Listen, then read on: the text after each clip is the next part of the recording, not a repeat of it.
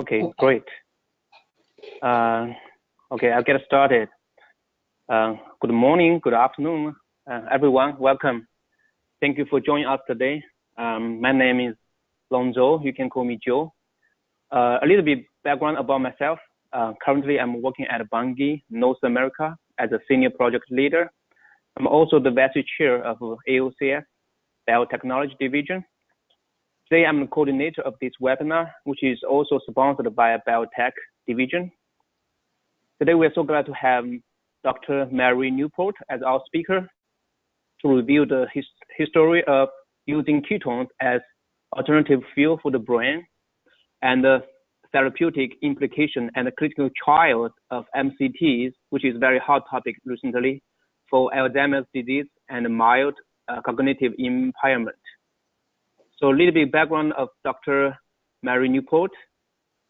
She graduated from Shelby University and the University of Cincinnati College of Medicine, and is board certified in pediatrics and neonatology and the care of sick and premature newborns. She was founding medical director for 2 newborn intensive care units in the Tampa Bay area in Florida, which is actually my favorite place for vacation, by the way. She currently makes home visits with people who has chronic conditions. In 2008, she implemented a ketogenic nutritional intervention with coconut and the medium chain triacylglycerol oil that dramatically helped her husband, Steve Newport, who had early onset Alzheimer's disease. He lost this battle in 2016, and Dr. Newport carried on his legacy as an author and international speaker on ketones as an alternative fuel for the brain. So her latest book is entitled The Complete Book of Ketones, a Practical Guide to Ketogenic Diet and Ketone Supplement. So if you have any questions about during the webinar, please type them into the chat box, which you can see from the GoToMeeting, which is on the bottom. We will have time for questions and answers after the presentation. With that, I would like to thank you, Dr. Newport, for spending so much time with us and put everything together and also sharing your knowledge with us. So I will turn it over to you now. Okay, thank you so much. And thank you to everybody that's listening today. I really appreciate that.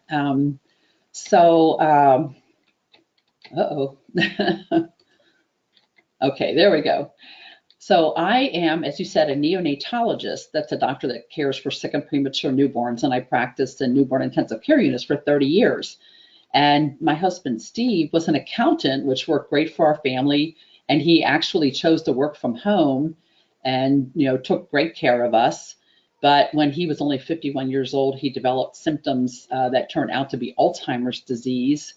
And as you heard, it does not have a happy ending. He did pass away in 2016 from Alzheimer's disease, and turned out he also had Lewy body dementia as well. In 2016, he passed away. But it does have a happy middle because we gained several extra good years that were better than the year before the dietary intervention in the middle of the course of his disease. So I will tell you more about his story a little later as we go along. So I want to dispel the myth that ketones are just harmful byproducts of metabolism, and that has been written in medical textbooks for eons, and a lot of doctors still believe that. They think of diabetic ketoacidosis, and we'll talk about that later too, what the difference is. But there's been a lot of work going on since the 1990s, beginning mainly in the lab of Dr. Richard Beach, studying ketones and what the therapeutic possibilities are. So we're going to discuss where, the history of that idea and how that evolved, and specifically what conditions might benefit from ketosis, which is increasing ketone levels into physiologic range, not to the levels that you get with diabetic ketoacidosis. And we're also going to talk about medium chain triglycerides and the role that they play and providing this alternative fuel to the brain, as well as other ketogenic strategies such as ketogenic diet, exogenous ketone supplements, which have just recently become available, fasting and exercise. So ketones have been around as a fuel for as long as life has been on Earth, estimated about 3.5 billion years ago. There were one-celled organisms called archaea that still exist today that used ketones as one of its 3 fuels. And most bacteria today can use the ketone beta-hydroxybutyrate as fuel. As far as humans go, the fetal brain is capable of using ketones as early as 20 weeks, possibly sooner. That's the earliest it's been looked at. And pregnant and breastfeeding women are in ketosis naturally. Women go into ketosis sooner than men, and the younger a person is, an infant and a child, go into ketosis much quicker than an adult during fasting or starvation. Another interesting point is that the breastfed newborn, the baby who is strictly breastfed, not formula fed, will go into ketosis starting within hours of birth.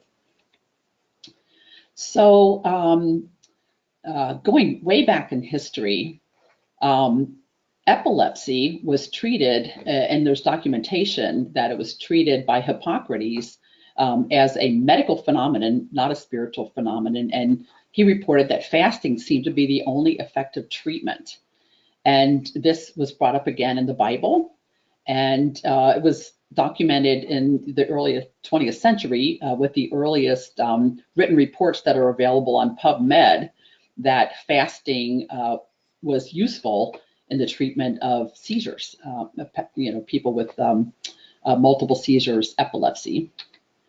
So in 1921, Roland Woodyat discovered that either starvation or consuming a very high fat, very low carbohydrate diet resulted in the production of the ketone bodies, beta-hydroxybutyrate, acetoacetate, and acetone in healthy people. So shortly after that report, Russell Wilder of the Mayo Clinic began to call this type of diet that resulted in high levels of ketones a ketogenic diet. And they decided to test it for epilepsy since it was similar to see if it would get similar results to fasting to treat epilepsy. And in fact, they did find that they had patients that responded to ketogenic diet by stopping their seizures, within several days.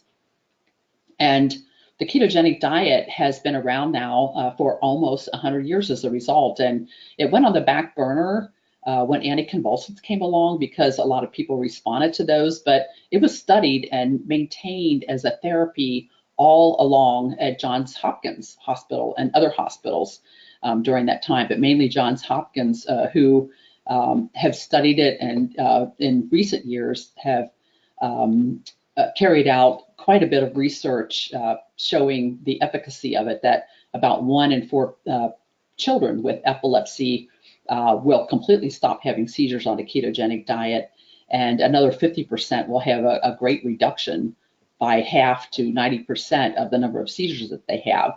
So a very valuable an option for children and now adults who don't respond to anticonvulsant medications.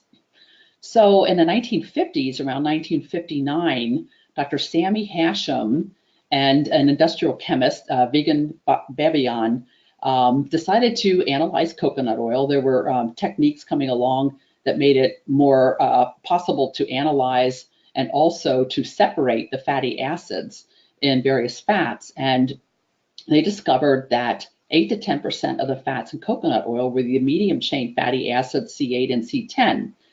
And so they separated them from other fats in the coconut oil and noted that it brought along 2 other medium chain fatty acids, C6 and C12. While for many years, these MCTs were considered a waste product by many oil manufacturers, they decided to study them to find out what their properties were and whether there might be any therapeutic uses for this particular class of fatty acids. So they found that MCT oil is easily absorbed. It doesn't require pancreatic enzymes to be digested. It is transported by way of the portal vein directly to the liver.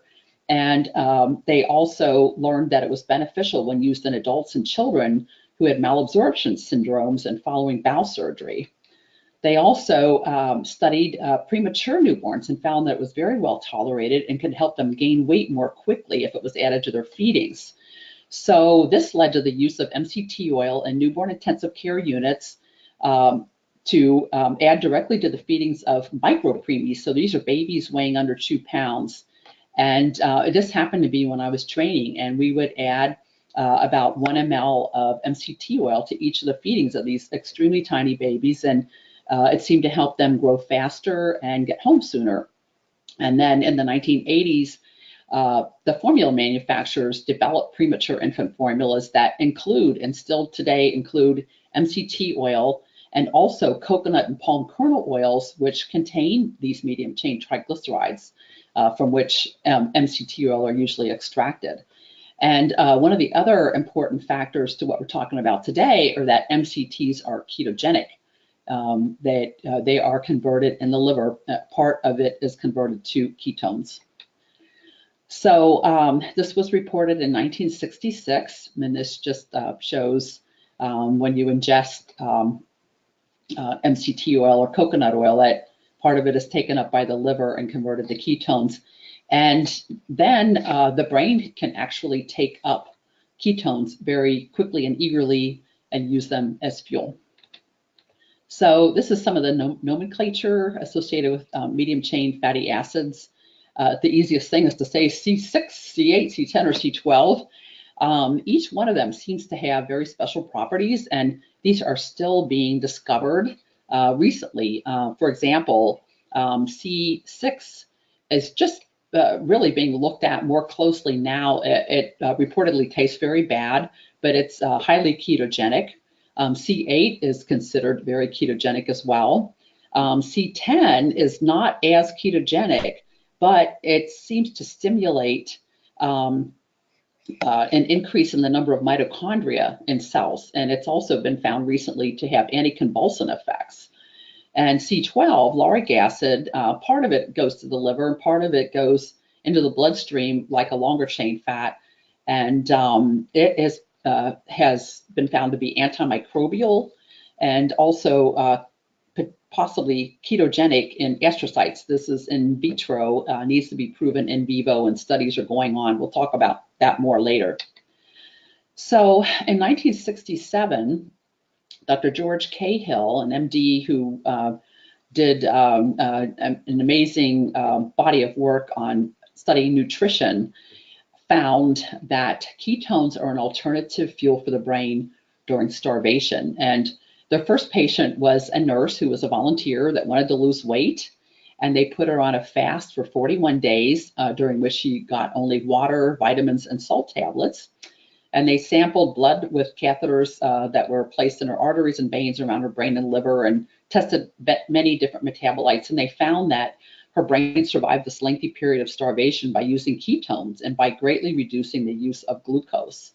So you can see on the screen here that beta hydroxybutyrate climbs over a period of time, and somewhere around 3 weeks it levels off. And as long as there's fat to burn, you will keep a sustained level of ketosis during starvation. And this is acetoacetate, one of the other ketone bodies. And they confirmed the study, with other patients. And another interesting study they did that they probably could not get away with today was to starve 3 obese college students who were paid to do this, and they were starved until their beta hydroxybutyrate levels increased. And then they were given a bolus of insulin to drive their blood sugar way down into the hypoglycemic range. And normally you would expect somebody to have tremors, possibly seizures.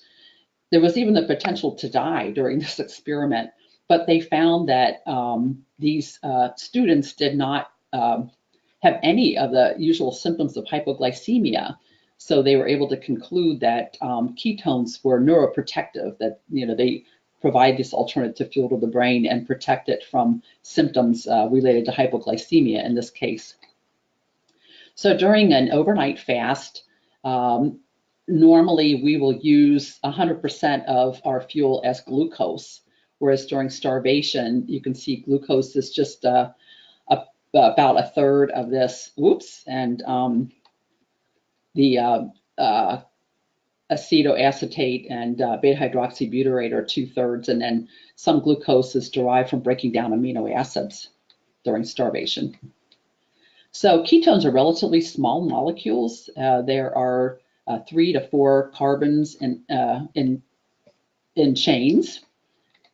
And this just shows the comparison between the ketone body beta-hydroxybutyrate and glucose. The ketones are smaller molecules than glucose.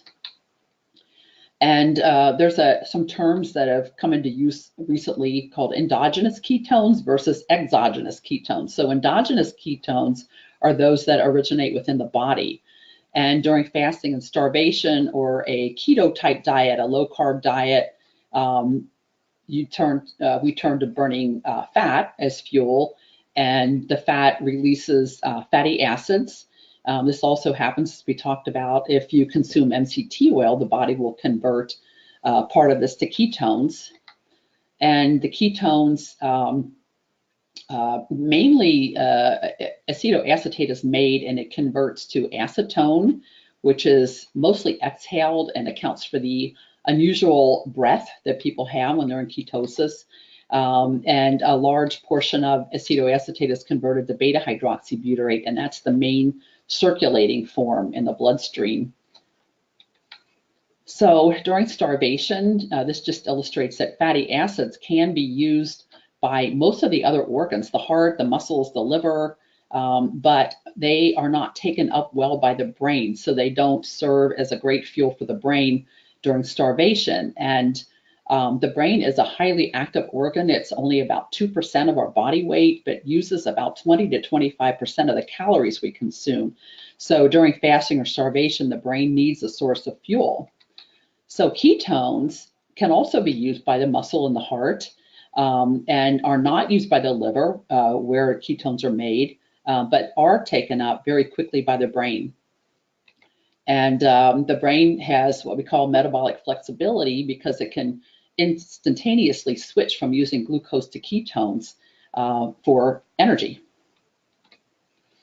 So back to history. In 1976, Dr. Huttenlocher from Yale University had the idea to make the classic ketogenic diet more palatable, allowing more protein and carbohydrates in the diet by adding MCT oil, since it is ketogenic.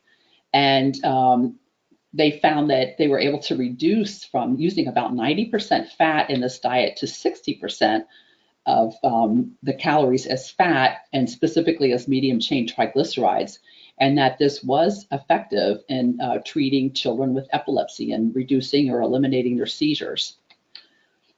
So getting to Alzheimer's, so around 1971, I'll move that a second, 1970, Dr. Siegfried Hoyer was looking at the brains of people with dementia, and he found that certain people with dementia had decreased glucose levels and a lower cerebral metabolic rate in the brain.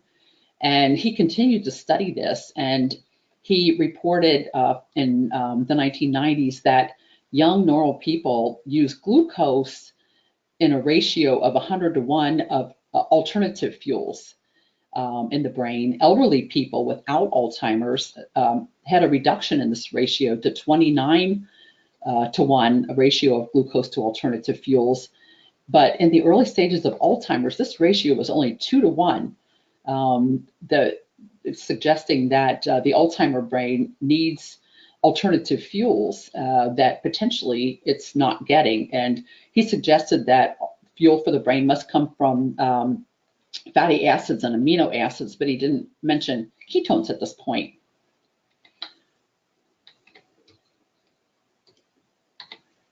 So in the 1980s, there were techniques developed using MRI and PET scans over this period of time, and showing that there was they were able to document that there was in fact decreased glucose uptake in the Alzheimer brain. And these are some of the first 2 studies, and there were many, many more studies since then.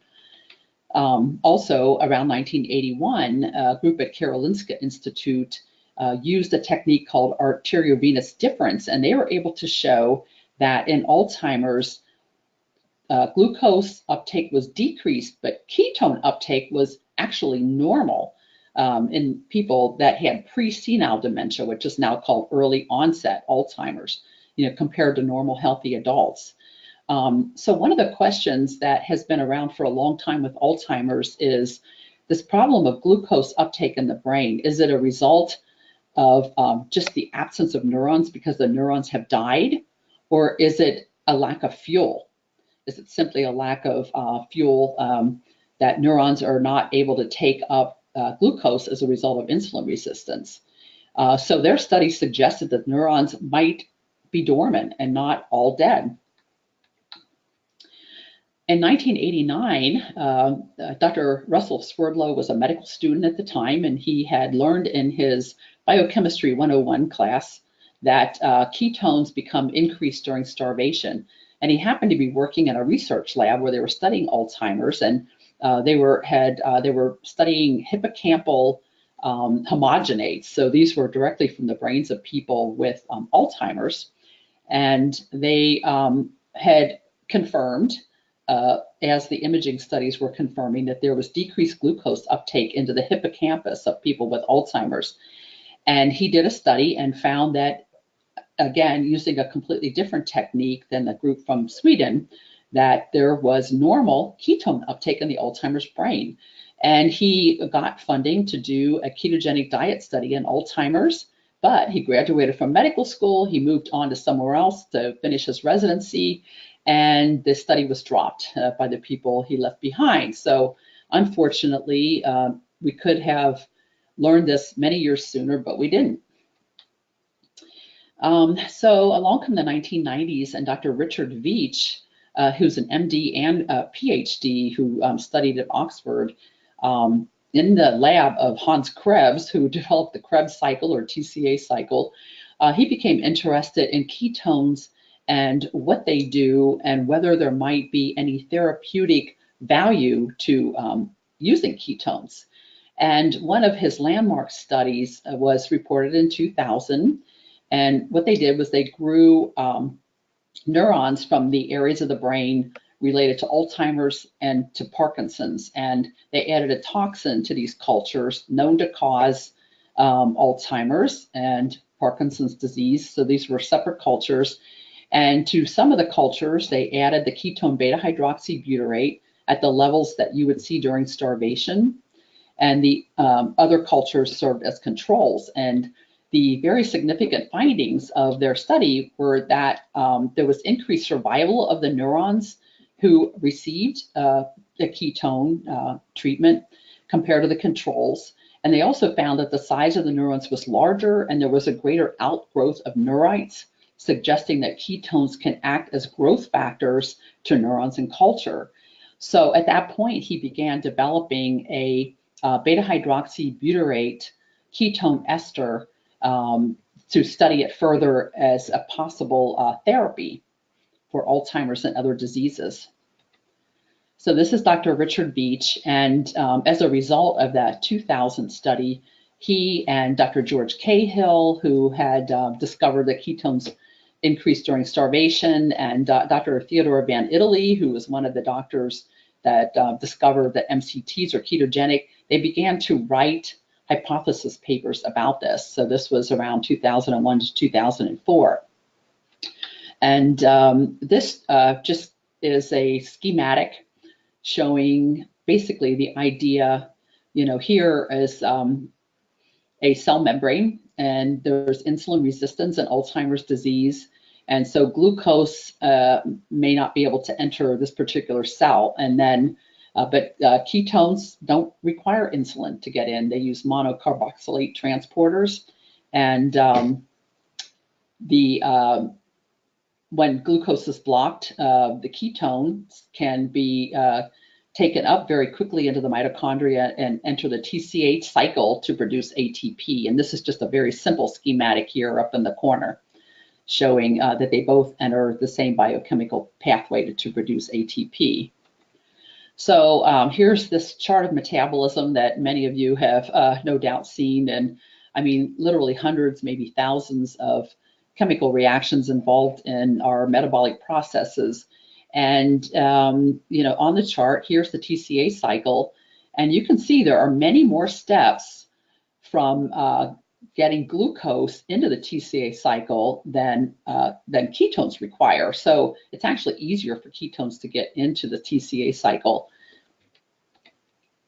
But ketones also have very many other metabolic pathways that they enter. And some of those involve mimicking the effects of insulin when blood sugar is low, stimulating lipolysis, stimulating anti-inflammatory mechanisms, reducing appetite by way of affecting hormones that make us satisfied, reducing oxygen-free radicals. They act as scavengers of reactive oxygen species, and there are studies showing that just even low levels of ketosis in the blood increases cerebral blood flow by about 39%. And in the lower corner here, Dr. Beach very recently in 2019 published a paper showing what what happens that many of these effects can be attributed to, and I will let you read that.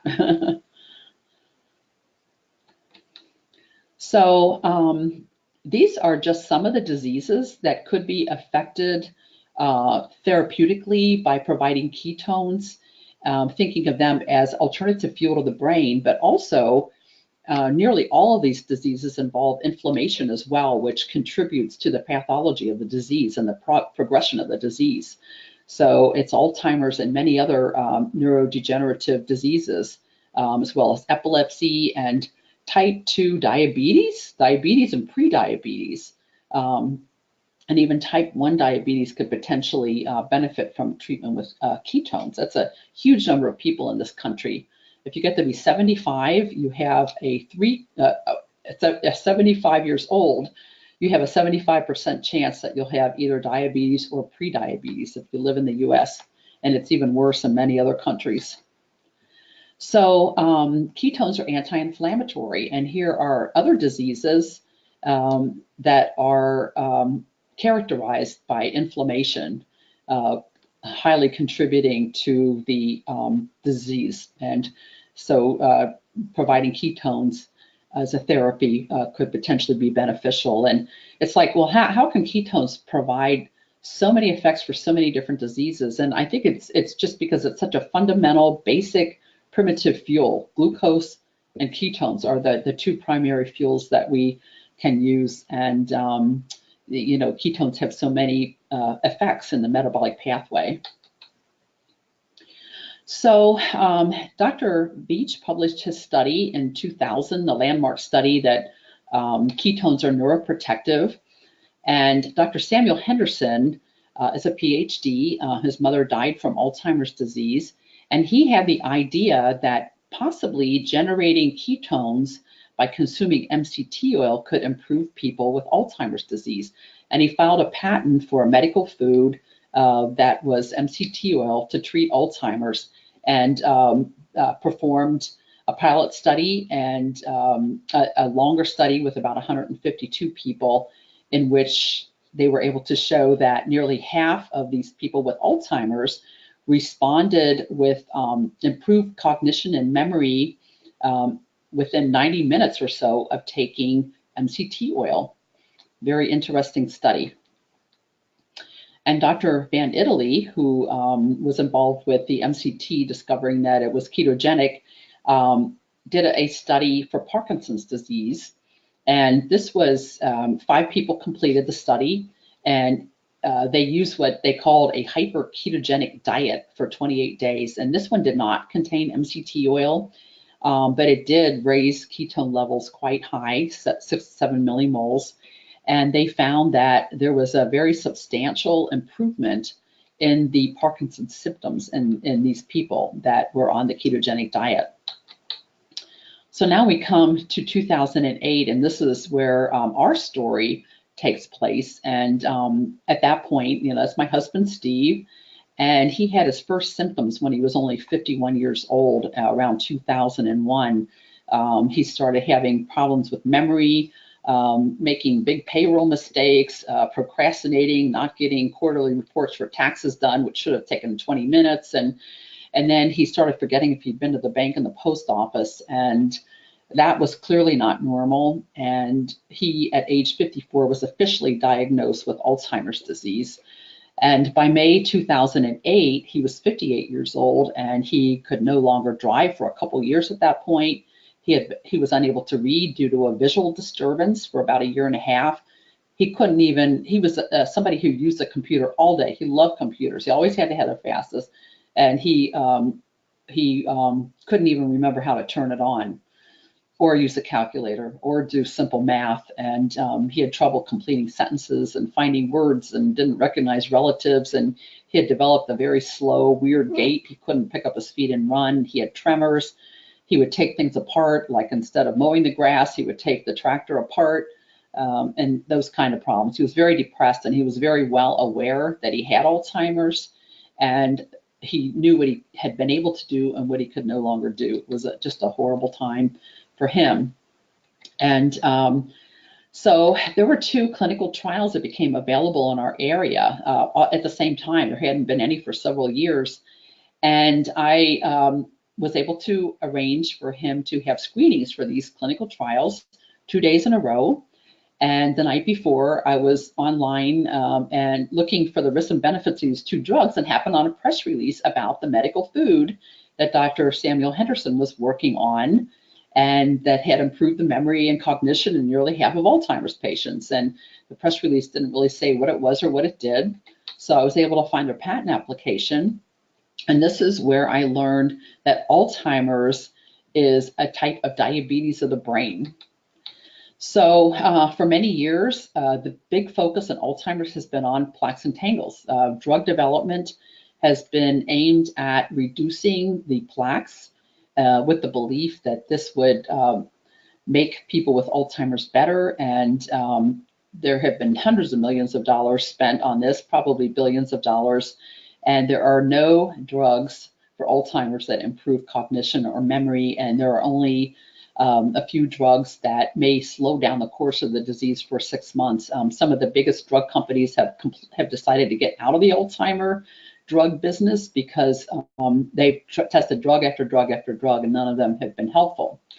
So, but in the background, there was research going on that had been ignored until very recently, looking at this problem of glucose getting into the Alzheimer's brain. And there was really an explosion of research. It just wasn't getting to the forefront. And one group that I focus on is Dr. Suzanne Delamonte at Brown University. And they looked at the brains of people with advanced Alzheimer's who did not have type 1 or type 2 diabetes. These were people that died with Alzheimer's. And they found that the levels of insulin and factors related to making and using insulin were greatly reduced. All of the signaling pathways involved in the use of energy are abnormal. The functioning of mitochondria is abnormal. And they coined the term type 3 diabetes to describe the insulin deficiency and insulin resistance that occurs in the Alzheimer brain.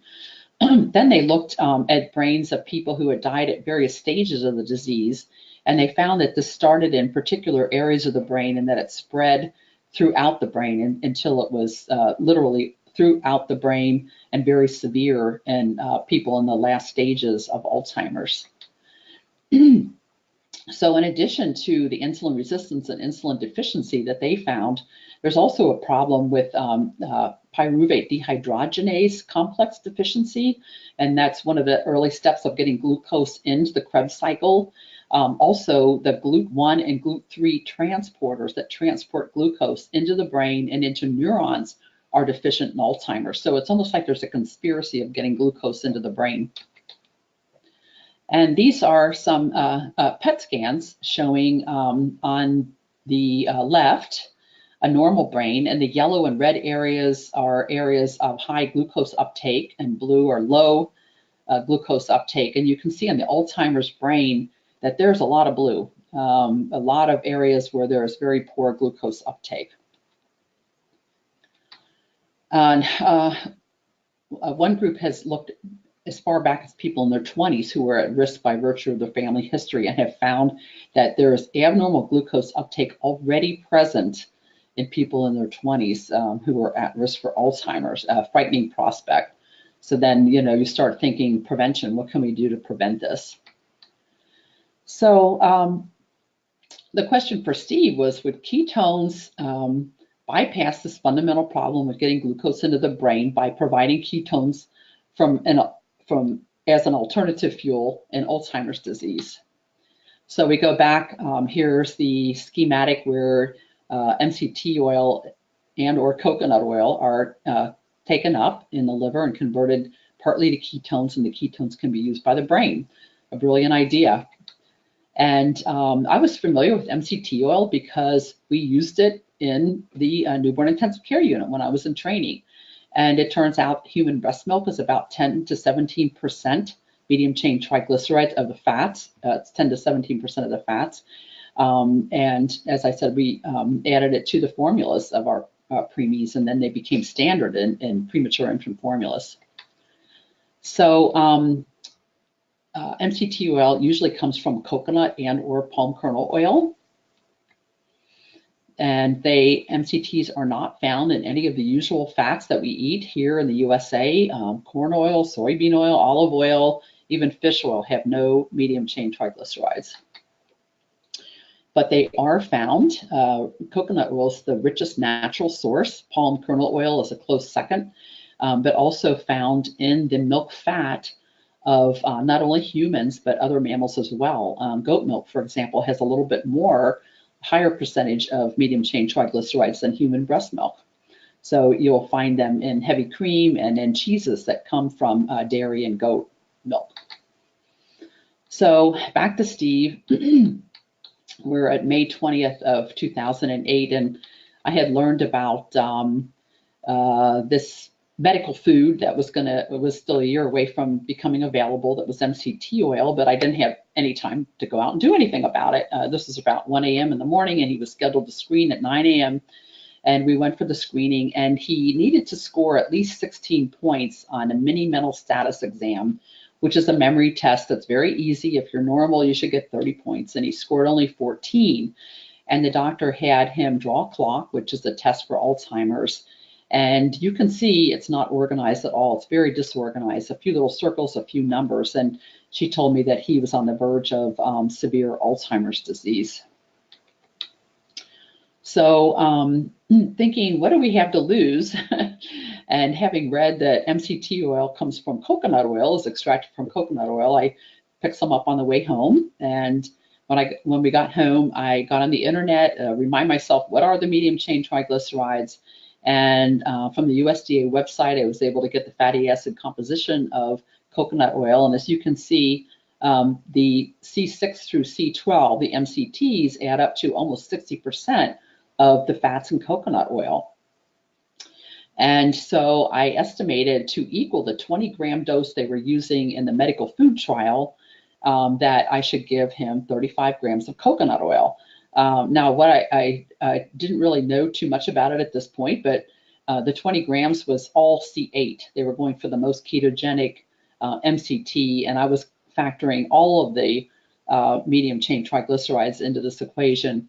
But nonetheless, the next day, I gave him 35 grams of coconut oil. He was scheduled several hours later to be tested for the second clinical trial, and this was in a different location, a different city, different facility, different day, and he gained 4 points on the test. He knew what city he was in, what floor he was on, the day of the week, and the season, which are questions he had not gotten the day before, and this time he qualified for the study.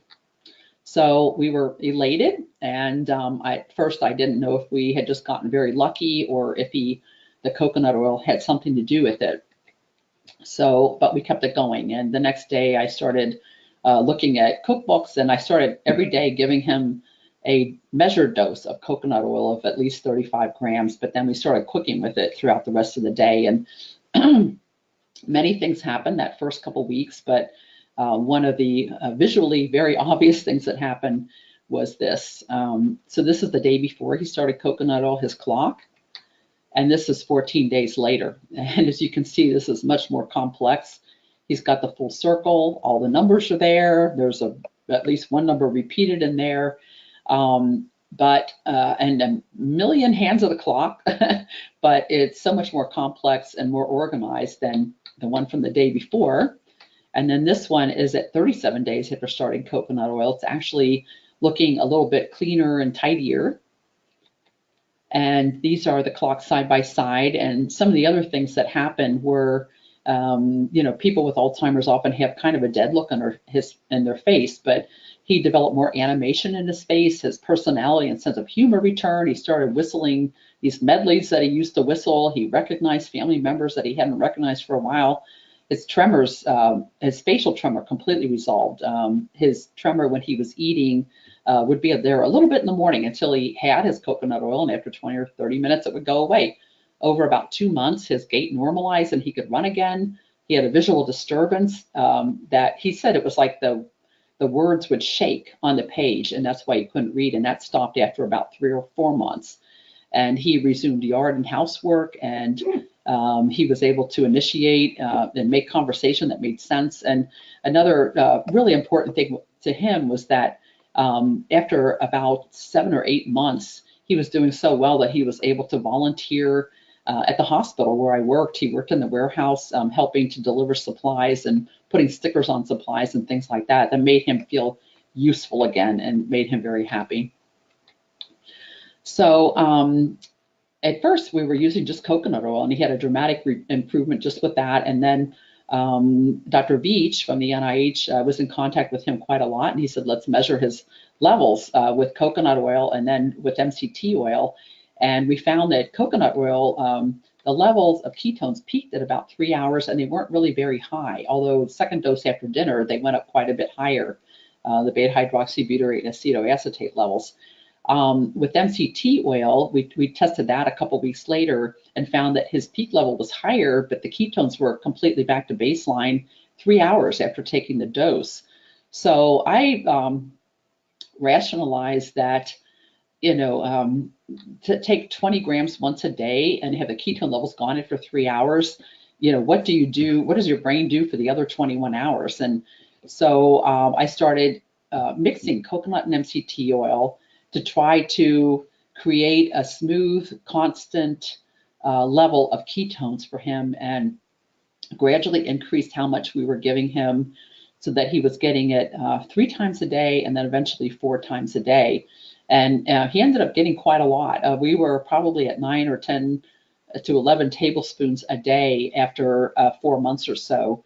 And he naturally started eliminating fruit and pasta and bread and things like that from his diet. So effectively, it put him on a ketogenic diet. And he tested again about 2 months after we started the coconut oil for clinical trial. And this time his mini mental status test was up to 20 points. He qualified for the study. We told them what we were doing, and they didn't think food would have any impact on their study, so they allowed him to enter the study. And so he had a lot of testing the first year, and we learned later that he was on the placebo for at least 12 to 14 months. And he had a significant improvement on the Alzheimer's disease assessment scale during that time, and activities of daily living. He improved by 14 out of 78 points, which is very significant. This is your day-to-day functioning, how well you can do things for yourself. And Steve's case study was published in 2015, and this was about his improvement with medium chain triglycerides between 2008 and 2010. And then in 2010, he became the only subject of a clinical study of one with the beta hydroxybutyrate ketone ester that Dr. Veach was developing, and it stabilized him for another 20 months at that point. And we'll talk about that a little later in more detail. Excuse me, just for a second. Almost spilled a glass of water all over everything. So I became, when Steve improved so much, I thought, if he improves, other people would improve too, and why should they have to wait another year for a medical food when coconut oil and MCT oil were actually on the shelf already? So I devoted a lot of time to getting the message out to other people. And first I wrote an article, and then I wrote a couple of books, and our story got picked up in the Tampa Bay Times, and it went viral. So I started hearing back from other people and started collecting little case reports. And in 2012, I had 184 little case reports of people with dementia and other memory impairment, most of whom had improved. And I don't consider it a scientific study. I was really just trying to get an idea of what kind of improvements they were reporting. And it was very similar to what we were seeing with Steve. And those are some of the verbatim phrases that they use in their emails that I kind of used to try to categorize what kind of improvements they were seeing. And so some of the other people that have responded, here are clocks from, this is an engineer in Taiwan before MCTs, and you can see he has a lot of extra numbers in his clock. But after taking MCTs, he has a much more normal looking clock on the bottom here. And this is another lady from a care home in Taiwan, and her clock is very confused before taking MCTs and becomes much more normal, although she has 13 numbers in her clock, but it's a lot better than that. And there have been a number of studies now, and one that I want to mention is from a group carried out by a group in Japan, and they looked at an assisted living facility that had 38 frail elderly patients. And a third of them continued their usual diet. A third of them got a food that contained 6 grams of MCT oil plus 1.2 grams of leucine and vitamin D. And the other third got the same supplement, but with a long chain fat. I believe it was sunflower oil instead of MCT oil. And they studied cognitive changes after 3 months, and they found that the group that received the MCT oil had significant improvements in their cognitive testing, very substantial on the this Nishimura geriatric rating scale, 30% improvement. And whereas all the people that were on the regular diet and the group taking the long chain fats as in the supplement had worse cognition after 3 months. They also reported in a separate article the same group and looking at physical parameters, and they found that they had actually significantly better muscle strength in the group that received MCT oil. So Dr. Russell Swerdlow, who was our medical student back in 1989 that found that ketones are uptake is normal, came back to this eventually and did a study recently with ketogenic diet, a pilot study using MCT oil, and they did find that there was cognitive improvement after people were taking MCT oil for 3 months. Then they took them off of it, and after a 1-month washout period, they were back to their baselines. I am very proud to say that in 2017, although it was many years later, that the first ever session was presented at the Alzheimer's Association International Conference and was organized by Dr. Stephen Cunnane of Canada to discuss the role of ketones as an alternative fuel for the brain and as an intervention for Alzheimer's disease. And Dr. Cunnane has done amazing work, and he talks about the push and pull of brain fuel uptake. So basically, he says that glucose is pulled into the brain depending on what the metabolic needs of the brain are. Ketones are pushed into the brain based on what the actual blood level of ketones are. So the higher the blood level, the more ketones are pushed into the brain. And Alzheimer's disease, there's a problem with this mismatch of how much energy the brain needs and how much is provided by glucose because of the blockade in getting glucose into neurons. Whereas ketones, if available, could potentially provide fuel to the brain. So this is just a beautiful picture from some of the work they've been doing, and they are using ketone and glucose PET scans. They do them back to back when they're studying people. They have studied young adults, normal, healthy, older adults, people with mild cognitive impairment that can lead to Alzheimer's, and people with Alzheimer's disease. And you can see in the upper part of the screen, this is the ketone PET scan. Before a ketogenic diet, we're seeing blue, which means that there's virtually no uptake of ketones there. They're just simply not in the blood and not available. Whereas after the ketogenic diet, the brain is lit up red and yellow, showing uptake of ketones into the brain. And here is the glucose PET scan. And you can see before the ketogenic diet, red areas, high intensity uptake of the ketones. And after the ketogenic diet, this diminishes, but ketones are being taken up.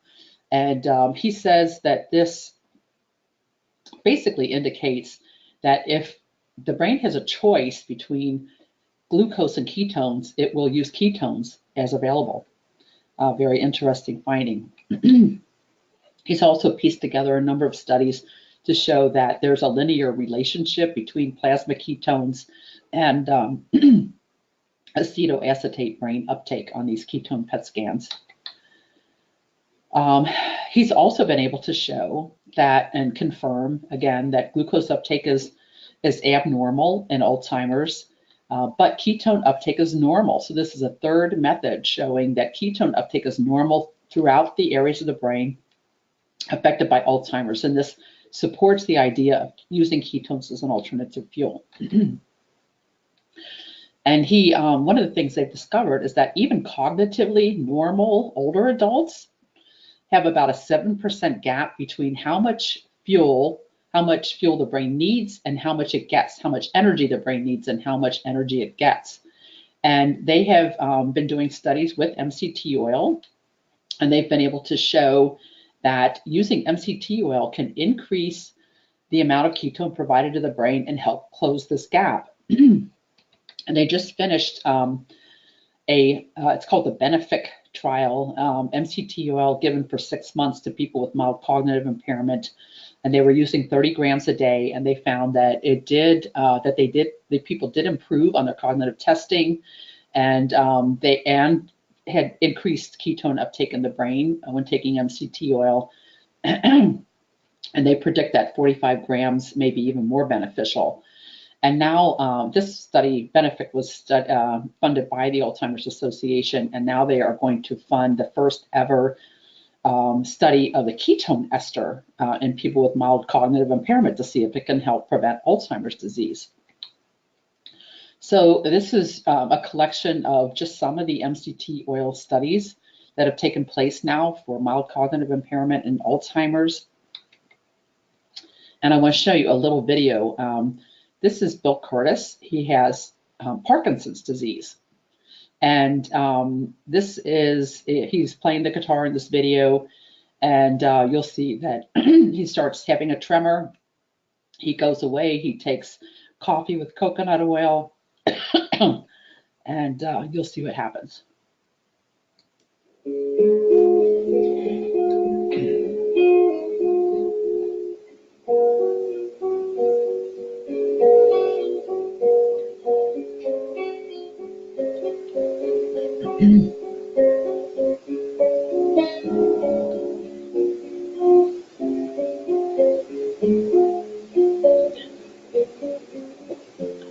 So you see he's starting to tremor, which is one of the more common symptoms in Parkinson's disease.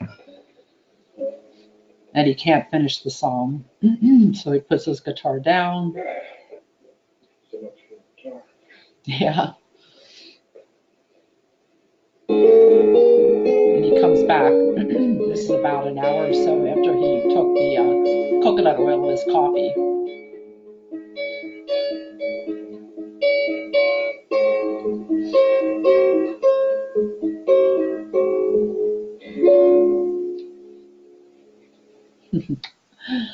So back to Steve in part 2. This is with the ketone ester. So he was in the clinical trial. He was on the placebo for about 12 to 14 months, and then he was on the medication called semaglutide that was supposed to help prevent accumulation of plaque in the brain. And he was on that probably for 5 to 7 months, and then he started having side effects from it. Poor wound healing, he fainted, his CPK went way up. We weren't sure if it was from heart or muscle, but we decided to pull him out of the study. And he also had a big setback. He was deteriorating and doing some new things that he had not been doing before. And so Dr. Veach was only able to make enough for one person in his lab of the ketone ester and provided this to Steve. And this is a ester that's a combination of beta-hydroxybutyrate and butanediol. And when the molecule breaks apart after digestion, the butanediol is converted to more beta-hydroxybutyrate. So a really pretty nifty idea.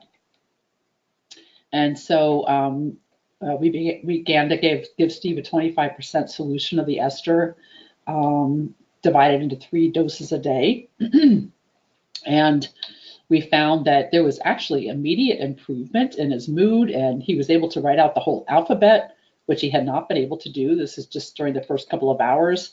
Within 24 hours, he was back to being able to choose his own clothes and dress himself, bathe himself, take a shower, shave, without needing prompting for every step along the way, which I had to do the day before. And he continued to improve over about 6 to 8 weeks and got back to doing the activities that he had been doing before he had this setback. So we experimented with different levels of doses, and you can see that, for example, a 50-gram dose got his levels as high as 7 millimoles, which is actually quite high. And so we ended up settling around 25 grams 3 times a day for most of the time that he was taking this. And it actually stabilized. He was very stable for another 20 months before he had his next setback, taking the ketone ester. And we did continue the coconut and MCT oil during this time. As his wife and caregiver, I was reluctant to give up something that he had responded so well to. So now we're back to, this is Bill Curtis again, and this is a day that he did not take a ketone ester versus a day that he did. 2 hours and 15 minutes since I had my last medication. My medications were up to date. And this is normally when I start to develop off symptoms. So I thought I would. You can see he's got a tremor going. I haven't taken any BHB.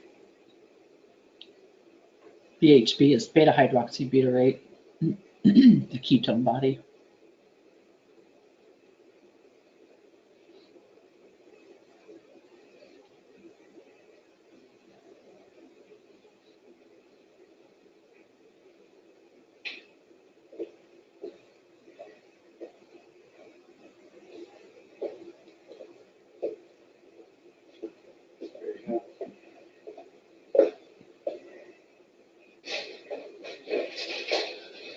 So this is a different day. It's Friday, July 31st, and I took my meds about 5:15, 3 hours, 15 minutes ago, and I should be off by now, but I've been driving my beta-hydroxybutyrate levels up, so I took something that drove them. He took the ketone ester, Dr. Veach's ketone ester. I just wanted to do a few things so you can see what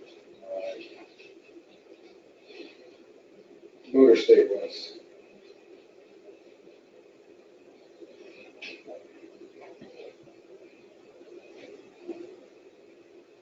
You can see, you're not seeing the tremor. It's really quite remarkable. And, other people with Parkinson's have been using MCT and coconut oil and ketogenic diets, exogenous ketone supplements, ketone salts, and finding similar results with this, reporting that. So I know of a couple of studies that are about to take place in Parkinson's disease as well. Yeah, quite interesting. So back to the ketogenic diet. As we talked about earlier, the classic ketogenic diet is very high in fat. We're talking 80 to 90% fat and very low in carbohydrate, usually around 5%. But there's kind of really a wide spectrum on what could be considered ketogenic. The more fat you eat, the more grams you have in the diet, and the lower the amount of carbohydrate and protein in the diet combined, the more likely you will be in ketosis. Protein is important. It needs to be controlled because if you eat too much protein, part of it will be converted to glucose. So if you're trying to be ketogenic, that's not a good thing. So ideally, you would eat the amount of protein you need to maintain lean body mass, which is about 0.5 gram per pound per day that you weigh. Double that if you're somebody that's very physically active or bodybuilder or somebody like that. And it just gets an idea of, what happens, what you need to take. And this comes from the Charlie Foundation. This is a foundation that was founded in the 1990s by Jim Abrams. His son, Charlie, at 20 months had a remarkable response to the ketogenic diet, completely quit having seizures, and he was having up to 100 seizures a day. He went to Johns Hopkins, and this happened after 3 or 4 days, completely stopped having seizures, and he was on the diet for about 7 years and was able to go off of it, and now he is in his 20s, and he's teaching early development children, young children. And this chart is from their website, and it shows multiple different options for the ketogenic diet. There's the classic form, but research recently is showing that there are less strict forms of the diet that are also beneficial to many children and adults that have epilepsy. And they're also broadening now and helping people with cancer and other conditions. So this shows some of the other strategies that can increase ketones besides diet. Caffeine can bump ketone levels up. Vigorous exercise will increase ketones and they'll stay elevated for 8 or 9 hours afterwards. An overnight fast, after 10 to 14 hours, our liver becomes depleted of glucose and we will start breaking down fat and develop some mild ketosis. There is a level that you can expect with MCT oil. The more you take in a day, the higher that level could be. Branched chain amino acids are ketogenic. And now there are ketone supplements out on the market that we'll talk about in a little bit. And the ketone ester, of course, which is also available on the market. Ketone salts can get you a temporary bump, up to maybe a moderate level if you combine that with a ketogenic diet or an overnight fast. Ketone ester can instantly get up to the levels in starvation. We're talking in 30 to 60 minutes, whereas it would take possibly weeks to get to that if you're starving or on a classic ketogenic diet. And here are the levels that you see with diabetic ketoacidosis, very high. And this occurs in people, usually people who are type 1 diabetics, where there's no insulin and there's an extremely high blood level of glucose. So it's a very abnormal pathologic state to start with. And fat starts breaking down rapidly and produces ketones too fast for the body to be able to buffer that and to compensate for that. So this other little chart here shows the range of physiologic ketosis. So mild nutritional ketosis is basically in the range of 0.5 to 1 millimoles, moderate perhaps 1 to 3 millimoles.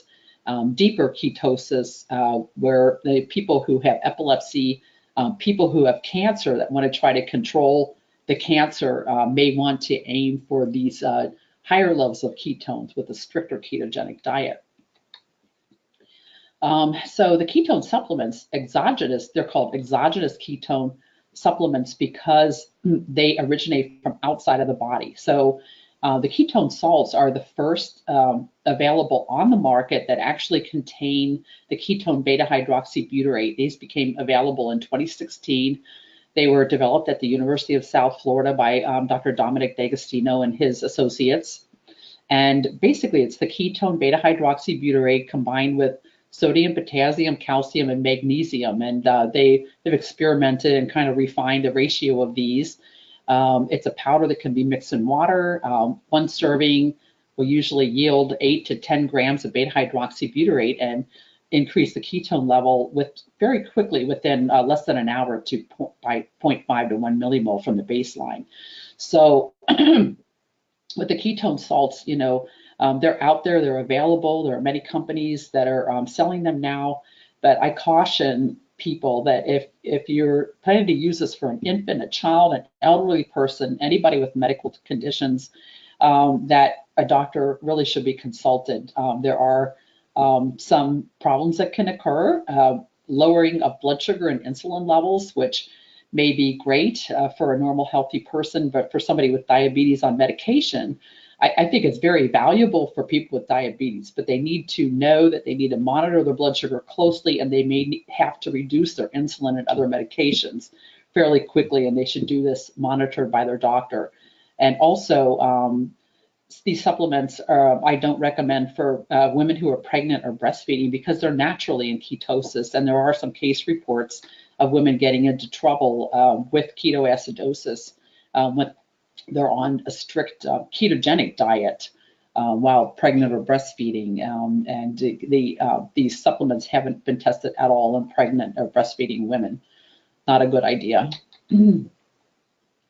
So the beta hydroxybutyrate ester is also available. It's just been on the market for about a year now, available to the public. It is very expensive. It tastes like jet fuel, although the companies making this are working on the taste, and they've done a remarkable job of getting it to taste much better than when my husband was taking it. It is recognized by the FDA for use in healthy individuals for up to 5 days, and specifically for athletic performance. And wider, broader toxicity studies are underway. So hopefully soon it will be approved for general use. And just need to be aware that a 20 to 35 gram dose can increase the levels from 0 to 5 millimoles or higher in 30 to 60 minutes. And like the ketone salts, ketone esters do lower the blood glucose and insulin levels rather quickly and significantly. And also there are changes in electrolytes that can occur. Again, if there's any kind of medical condition, age, related factors that your doctor should be involved in monitoring closely. And these are just showing there's a breath analyzer that can be used to kind of guesstimate what ketone levels are. Probably the best way is to use a ketone monitor, which is very similar to a glucose monitor, showing them side by side. I check my levels fairly often, as I'm always experimenting with different ketogenic strategies, and so I check my blood sugar and my beta hydroxybutyrate, and you can get a value within a matter of seconds. So there are a couple other reasons why coconut oil, getting back to coconut oil, could have helped my husband, and we alluded to this earlier. Lauric acid has been found by a group in Japan to potently stimulate and directly stimulate ketone production in astrocytes, and these are astrocytes in cultures. Astrocytes are brain cells that nourish other brain cells as part of their function, and this is an in vitro study, so there are in vivo studies in progress that hopefully will get the results soon to confirm whether this actually occurs in living beings, but it could explain why, with relatively low ketone levels, how my husband could have improved so much and why this improvement continued over a year. The other thing about lauric acid is that it's antimicrobial. There are hundreds of studies showing that lauric acid, or C12, and to some degree C10, have effects against any number of bacteria, viruses, fungus, and protozoa by a number of different mechanisms. And this is, well, lauric acid is prominent in human breast milk. And it was, when I was doing my neonatology training, I was told lauric acid is one of the factors in human breast milk that helps protect the newborn from infection. It's used widely in the veterinary industry, animal industry, to treat infections, and a derivative of lauric acid, monolaurin, is used as a microbicide or microbiostatic agent for foods and non-food applications, many different types of applications. And this is relevant to Alzheimer's disease because there is growing evidence that Alzheimer's may be caused, at least in some cases, by certain types of infections. This is an article that was put out by a large number of researchers that have been studying this. And again, it's been ignored by the Alzheimer's Association and the people that control funding. But these are some of the possible infections that have been implicated as contributing to or possibly causing Alzheimer's disease. And the interesting thing is that lauric acid kills most of these microorganisms, so it could potentially be used as therapeutic above and beyond its ketogenic effect. And then Dr. Ralph Martins, a longtime Alzheimer's researcher in Australia, decided to look at coconut oil and what possible other benefits it might have. And so these are a couple here, and I know we're getting really late on time. So one of the big problems with MCT and coconut oil is some people are very sensitive to it, and if they eat as much as my husband did, 2 tablespoons the first time they try it, they will end up with massive diarrhea. So to avoid that, I caution people to start with a small amount, like 1/2 to 1 teaspoon, 2 or 3 times a day with food, and increase it every few days if there's no problem, you know, to the point that the person tolerates it, usually several tablespoons a day or more if a person can tolerate it eventually. And in 2008, there was only one little bottle of coconut oil on my shelf. And in 2019, there are a whole bunch of choices of different brands of coconut oil, which is very gratifying for me because I've been trying to get this message out all this time. And it's really great to see that other people are becoming aware of it. And I have a new book coming out. There's a whole lot more information. This book's almost 500 pages long.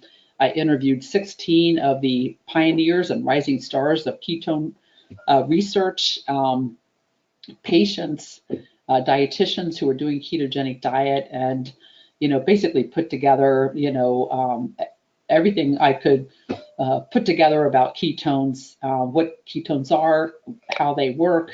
There are over 200 references that I used and then the very practical nuts and bolts, how to actually go about planning a ketogenic diet for yourself. And talks about ketone supplements, ketone esters, and ketone salts, the pluses, the minuses, questions and answers about all of that. So this book was released last week, and it's available now. I think it's coming out on Kindle in the beginning of March. And that is Steve, and I thank you all for listening to this webinar. That's how you can contact me. I have a website with articles that I've written and with some of the scientific articles, you know, complete articles that you can look at, the hypothesis papers and some of the more recent studies for, about ketones. So thank you very much. And I'm ready for questions.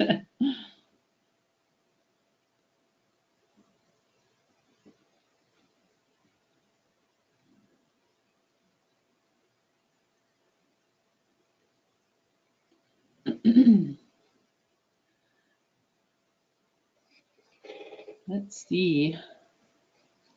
The question says, do patients... Oh, okay, there you are. Sorry about that. It was difficulty. Any question from the audience here? You can text. Oh, I see okay, one. There's one question here. So do patients need to take MCT or coconut oil for good because the effects aren't permanent? Do you have any comment for that, Dr. Newport? Yeah, I think if they start taking it, to treat Alzheimer's or whatever, or if, their aim is for possibly prevention, that they need to take it consistently and just plan to make it part of their diet, unless they are able to do another ketogenic strategy that has the same kind of results. I mean, it's possible to do a ketogenic diet without MCT or coconut oil. It just helps. It helps sustain the ketone levels. But, I've had, people, a lot of them communicate with me over the years, and they'll say, well, we kind of give it to her here and maybe a few days there, and we're not really seeing anything. Well, the brain needs fuel constantly, 24/7. And if it's not getting glucose into those parts of the brain, at one point, it won't be at other points either. And so, those areas of the brain constantly need a source of energy. And so I do think, that it is a lifelong thing. It's not something you'll be able to go on, take it for a while and then, oh, you won't need it anymore. I really think somebody who has Alzheimer's or Parkinson's or, or wants to prevent those, that they should continue, taking it indefinitely. I have been taking it, using it for 11 years. It's just become a standard part of my diet now. Actually, Dr. Newport, I have a personal question for you. Continuing this question is, do you think it's possible if the people or patients stick to the ketogenic diet very strictly, is it possible to cure Alzheimer's disease, or is it just a prevention eventually? Any comment on that? I think it can control the progress of it. There was hope that the ketone ester, and it's possible. I mean, if somebody uses it early enough, or say they're at risk for it and they don't have symptoms yet, I think it is possible that using a ketone ester or a ketogenic diet or some other ketone strategy, could potentially push it off, delay it, or maybe keep it from happening altogether. If you think about it, my husband was an exception with early onset Alzheimer's, but most people are very elderly, when they get it, and it's usually during the last few years of their life. If you can postpone it, there was actually a speaker at one of the Alzheimer's Association conferences, and he said, if you could delay the onset of Alzheimer's by 5 years, you would cut the number of cases in half in the world, because it is an end-of-life disease. So, a strategy like this could potentially prevent it happening in elderly people at the end of their life. And younger people, I think people who are at risk for it should really consider doing, a ketogenic strategy, some type of prevention. Ketone supplements, the level goes up and then it comes down over a few hours. It stays, the ketone levels are in the blood for maybe 4 or 5 hours. So you would have to take repeated doses of those. So some of my rising stars, my friends who are doing ketone research, they tend to agree that if you're going to use ketone supplements, to consider combining it with a lower carb, higher fat diet, a more ketogenic kind of diet. They find that seems to be the most effective at getting ketone levels up and helping to sustain ketone levels. So that's my advice, and that's what I do myself. Okay, actually, you kind of answered the second question from Christina. How long do the BHB level can stay elevated after the ketone ester? I assume the answer will 4 to 5 hours. But is there any difference between the internal ketones or external ketone ester or ketone salt for the level in the blood, or will be a little bit different or be similar? Yeah, so if you stay consistently on a ketogenic diet, your level will fluctuate a bit throughout the day, but it will stay elevated. Now, one very common phenomenon in the world of epilepsy people who are on the ketogenic diet is if you eat one meal or one snack that's high in carb and low in fat, you will blow out of ketosis like right away. You know, your ketone levels will plummet, and it can take days to get back up to where you were before. Just one screw up like that. So, you know, it's important for people that are using strictly diet for a medical reason to really try to sustain that and not blow it by eating a high carb meal. They call it the birthday syndrome because the parents will feel sorry for their child and give them a piece of birthday cake, but their reward is that they get a seizure. Then, you know, it's bad. But I do think, you know, in those situations, I mean, I didn't talk about cancer much, but cancer cells take up glucose. They're greedy for glucose, and they can't use ketones. The cancer cells, Dr. Thomas Seyfried and others have been studying this very intensively, and every cancer they look at has abnormal mitochondria that ferment glucose instead of metabolizing it the normal way. These mitochondria cannot use glucose, and these are cancer cells. Some cancer cells take up 200 times more glucose than a normal cell. So that's how the ketogenic diet can play a role in cancer, possibly controlling or slowing down or shrinking cancers. And there are many anecdotal reports, and now there are several human studies, actually a bunch of them starting throughout the world as an adjunct to other treatments for cancer. You know, can we slow it down further? Can we get rid of the tumor completely?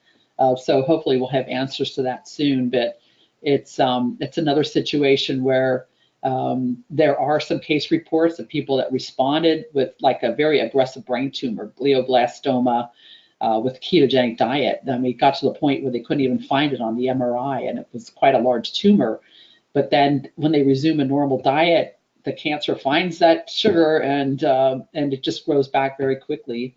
So it's, for somebody with cancer, it's probably a lifelong thing that if you want to keep the cancer away, that you may have to stay on the diet. Okay, since we have lots of questions here, so I may pick several. First one is from the room. Are all the MCT oils are the same? So is any variations in type you will recommend or we should purchase from the audience?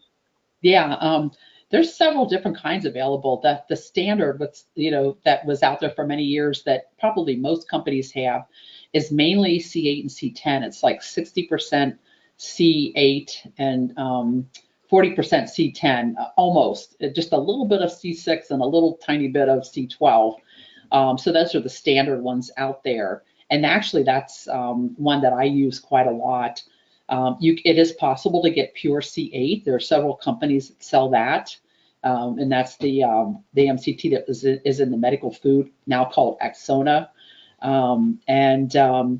It is more ketogenic, but it's also more likely to cause diarrhea. So you have to be really careful with that one if you're not used to it. There are some other products out there that I actually like quite a lot, and I use myself.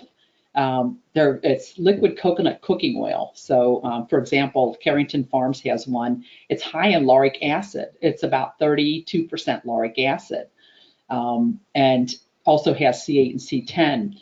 And I like that because of that, the antimicrobial properties of lauric acid we talked about, and that it may stimulate ketone production directly in brain cells. And this particular product is going to be used in an Alzheimer's study in Australia. They're going to be studying this.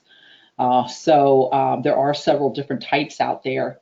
So depending on what you're looking for, you might consider, different products of MCTs. And they're powdered forms too, powdered and liquid forms out there. Second question from the room is, the next question, does cooking with coconut oil has any benefit for the normal people or even for patients? Yeah, it can. That's the cool thing about it. I mean, it becomes a food. You don't have to just eat it like coconut oil. I always, like for Steve, sometimes he would just drink it straight. I started mixing coconut and MCT oil together and found that a 4:3 ratio of MCT to coconut was liquid at room temperature, and you could use it in almost any food. Straight coconut oil, if you put it in something cold, it clumps up right away, like almost immediately.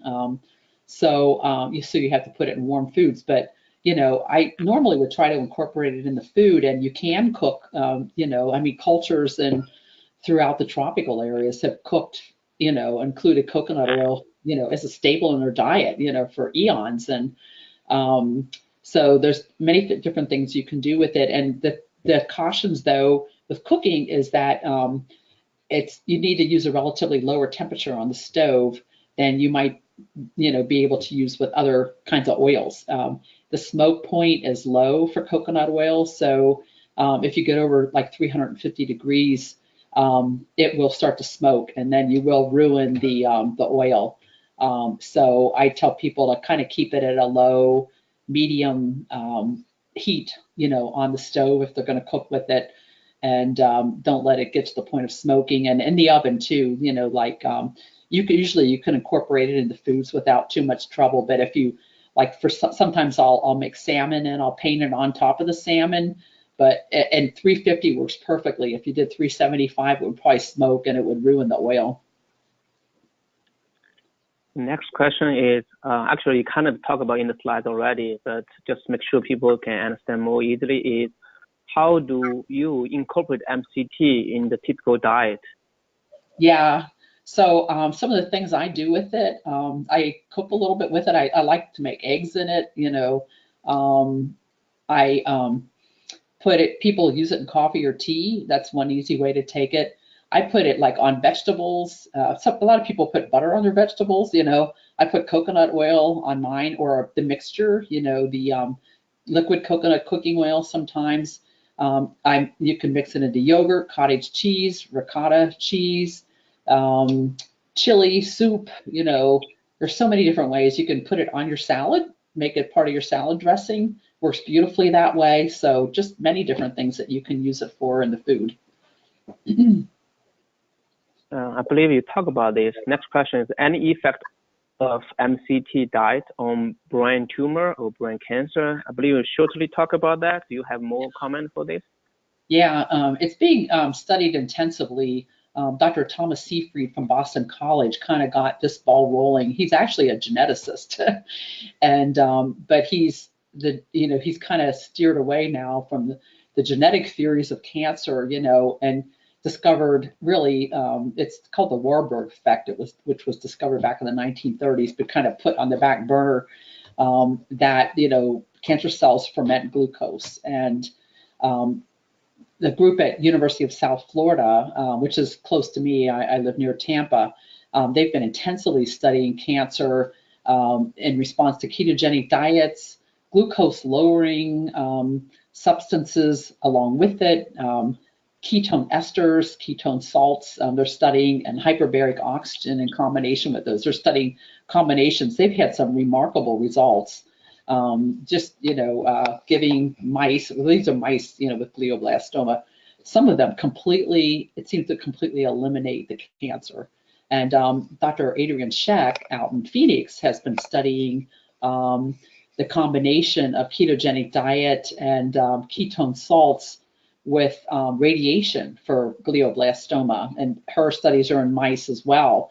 And she has found that the combination can greatly prolong life. And she even had one group of mice that I believe they got the ketone salts plus ketogenic diet and radiation, and they got to the end of their lifespan and had not died. It was quite remarkable. And then they decided to put them back on a standard diet, and then they passed away as the other mice had, But the cancer didn't come back in those particular mice. It was very interesting work that should be published soon. Yeah, very interesting. Yeah. Last question from my screen, okay, is kind of change the topic. It's for premature newborns. Do you think the reason why MCT can help the weight gain is because the quickly absorption, or because the train length, or other factors like the ketone play a role in the weight gain? Any comments for that? I think it's probably all of the above. It is absorbed very easily and quickly by the newborn, and the newborn, Dr. Cunane, again, from Canada, that does the ketone and glucose PET scans. He, before studying Alzheimer's, he studied the newborns. And what he found was that longer chain fats are actually converted to ketones before they enter the brain or as they enter the brain, and that the ketones become the building blocks for the cholesterol and the lipids that are in the brain. It's very interesting work. And so, since, MCTs are ketogenic, it seems like that could help contribute to that process and provide energy, to the newborn brain and all the cells in the body. Ketones, except the liver, all of the other organs can use ketones. So I've had, a few parents of children with autism that have told me when they added MCT oil to their child's diet, they started growing much better. It was very interesting, and doing better in school and things like that. I've heard, anecdotal, not studies, but, hopefully, some of these studies will take place.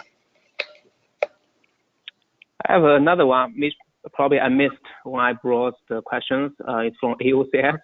Why do you think these strategies overall have not gained the mainstream attention? Things take time, and actually the keto diet is really gone crazy the last couple of years. There are so many new books. I'm looking, my book just came out, and there are so many keto books out there now. But it's just like doctors, for example. It often will take 50 years from the time there's a discovery until it's implemented, recognized. The first reaction that, well, we need studies, and then you have to wait years for studies. And when it's Alzheimer's, in the meantime, you've lost most of your patients, But, sometimes it just takes people to push it along. And I credit, Jim Abrams of the Charlie Foundation of really giving a big push in the 1990s. His son responded to this diet. He had 5 neurologists. He had taken his son, we're talking to world-class facilities, to be evaluated and treated, and not one of them mentioned the ketogenic diet to him as an option. And I knew about it. I learned about it in my training, and I remember having a child when I was doing my residency that was on a ketogenic diet for epilepsy. But neurologists felt it was an unpalatable diet, and that it might have side effects. The children maybe didn't grow quite as well. But heck, if it stops you from having 100 seizures a day, maybe well worth it. So he wanted to make sure other parents knew about it. So we started the Charlie Foundation to get the message out, to tell everybody he possibly could, that this ketogenic diet was an option for children who weren't responding to medications.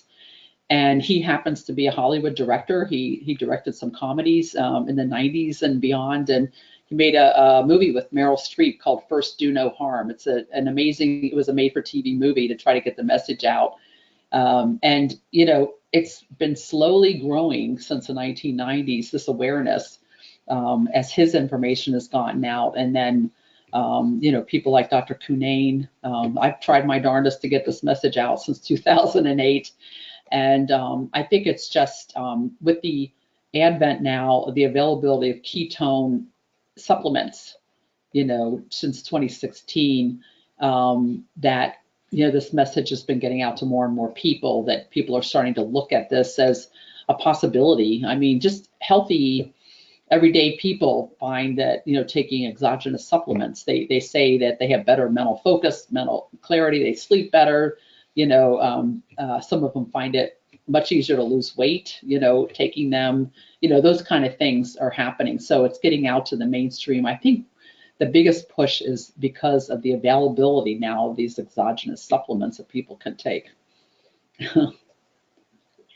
Thank you, Dr. Newport. I saw another question. Well, actually, I can help answer, but I'll let you do that first. the MCT oil available in the market are from coconut oil or from palm kernel oil or from any other sources or synthesized? Yeah, the two biggest sources, the two usual, are coconut or palm kernel oil.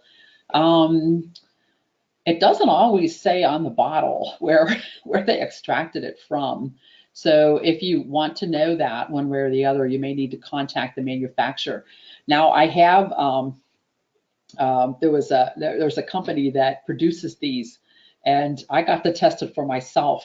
This is MCT oil, 60-40, 60% C8 and 40% C10 from coconut, and here it is from palm kernel oil. They taste exactly the same, and biochemically they've tested it, and it's exactly the same. It's the same oil regardless of where they get it from.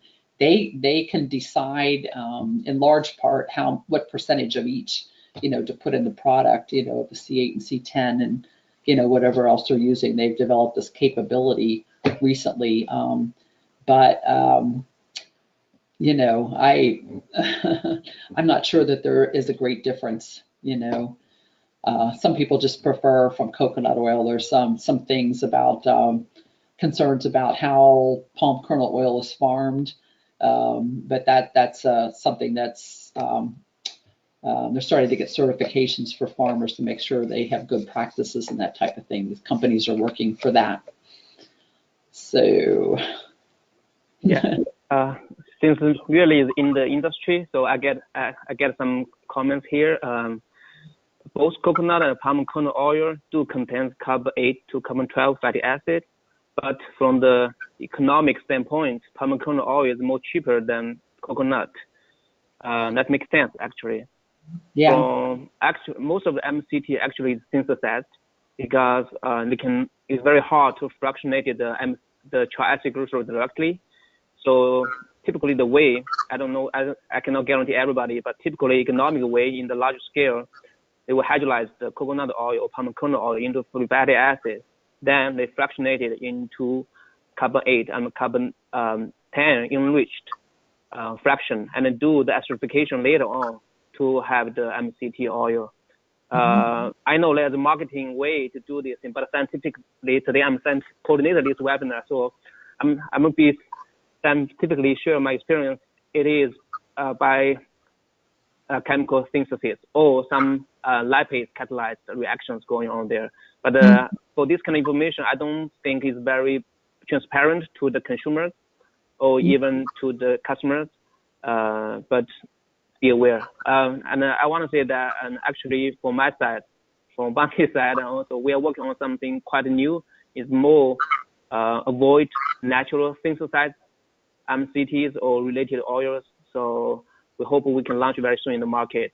So we can talk more on that in the future. Yeah, that sounds great. Yeah. Any other questions from the audience before we close the study sessions? Because it's kind of a little bit over time, but I really enjoyed the talk from Dr. Newport personally. I hope the audience does the same thing too. Any other questions? I give another 1 minute before we close the whole session. And just from AOCS, I would like to thank both Dr. Newport and Joe. We really appreciate your time and taking the time to so thoroughly cover this topic. And it's, I think it's very, one, inspirational, and two, helpful for everyone. And thank you so much for giving us this time. Oh, you're very welcome. I appreciate the audience out there. And appreciate too. Yeah. Inviting me to do this, I really appreciate it. Help get this message out. Last but not least, I add a comment because this, if your coworkers or some people missing a part of the presentation, I believe, Amy, correct me if I'm wrong, this whole presentation is videoed, a record, recorded, so it can be found from AOCS website somewhere, right? That's correct. It'll be available to all the participants next week, and we will send you an email with a link to the recording. And after that, it will be archived on aocs.org/webinar. Perfect. Okay, well, I don't think we have more questions. Yep. Yeah. So I'm going to close it out, but thank you, everybody. for Thank you. attending, and thank you to those who presented for us. Oh, you are very welcome. Thank you, Dr. Newport. Thank you, Bye. everyone. Thank you. Bye-bye. Bye.